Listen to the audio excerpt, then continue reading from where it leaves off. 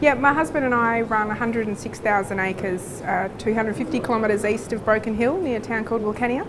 We're a straight rangeland goat production property. We run the property with our children. Our eldest is currently at boarding school in Adelaide, and I educate our youngest son in Broken Hill during the week.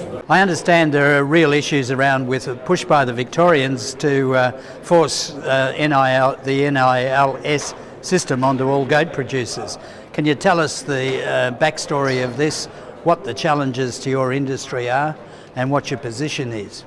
Yes, currently the Victorians do have a push, as you said, to incorporate a RFID ear tag into all sheep and goats when it comes to the movement of animals. We currently have the NLIS NVD system, which is a mob-based movement system where you complete the NVD when the animal moves off farm. It's then uploaded into the system. So the mob of those animals being moved is able to be traced through the NLIS. New South Wales, it's mandatory. In Victoria, it's not mandatory. So they're not using the system that's currently been proven more than 98% correct to move those animals around. So the Victorians would like to go to the RFID system, but in the goat and sheep industry, it's just not viable. You look at the cattle industry and the issues they have with non-reading of the tags, the issues they have with the loss of tags, and if you multiply those animal movements by 10 or 20-fold when it comes to the goat and sheep industry, it's just not viable. The cost impost is huge on the producer of the animal. The infrastructure requirements are huge. You've then got your work health and safety issues with the movement of animals and the number of animals that you're moving. There's no requirement to move to an RFID system. It's not going to increase the traceability of any animal, and it's not going to increase the production or the costing. Sorry, it's not. It's not going to improve the returns to any grazier by introducing RFIDs. It's not called for by industry, it's not called for by processors, and it's not called for by the market. So why would you have this cost impost on an industry and possibly threaten that industry that's currently going to become a very, very big part of the Australian agricultural landscape? I think by comparison with Victoria, the New South Wales goat industry would be, in scale terms, enormous. Is that part of the problem? Do Victorians just not get it? I think that might be part of it, but also they're trying to impose it on sheep as well to use the RFID system. And what they're not realising is, as you said, with the numbers of animals being transported, moved, bred and sold in New South Wales, it's huge, especially the goat industry, the Western Division. Our goat industry is possibly 80% of the total goat industry in Australia. And it's a lot of animals. The Victorians don't understand the problems. They won't come to the table and discuss it. They're not going to look at the impost that is going to be imposed on the industry and is going to hamstring the industry. When you drive out to Broken Hill, up the highway there are plenty of wild goats frolicking all around, eating the salt bush. That's the basis of the whole industry in your region, obviously. Yes, it is. That's where the rangeland animal comes from. You've got different types of rangeland producers. You've got your opportunistic harvesters that will go through their property and harvest those animals and send them either all directly to slaughter or directly to a depot, which can then manage the animal and move them around through the different slaughterhouses depending on size. Or you've got your industry where the rangeland animals held, grown out to specific specifications required by the slaughterhouses, and then those animals are sent on specification.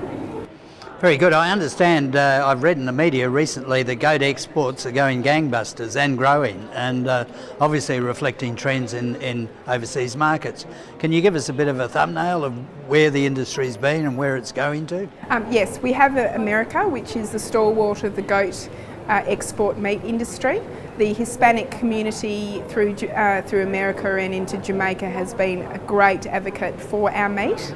Also now we're expanding into China and into the Asian region, and hopefully through continuity of supply that industry will grow. It's estimated by 2050 the Chinese population transition into the city areas from the regional will be approximately 65% of the total population.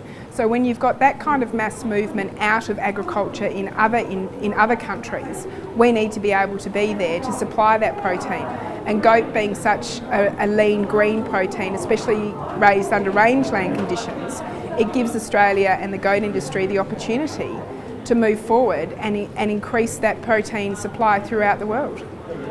I've noticed that Kiwis love goat and they call it chevron, and I've been to the Mystery Creek field days and had a chevron pie, which was fantastic. Why don't Aussies eat goat? I mean, I know some sections of the community do for cultural and religious reasons, but why aren't the average Australian urban-based consumer conscious of goat and eating more of it? I think goat has had a very bad rap. I think originally when goat started to hit the domestic market outside the Hispanic and Muslim communities, people bought a goat chop and they put it on the stove and they cooked the life out of it, and then it was like eating a pair of gumboots.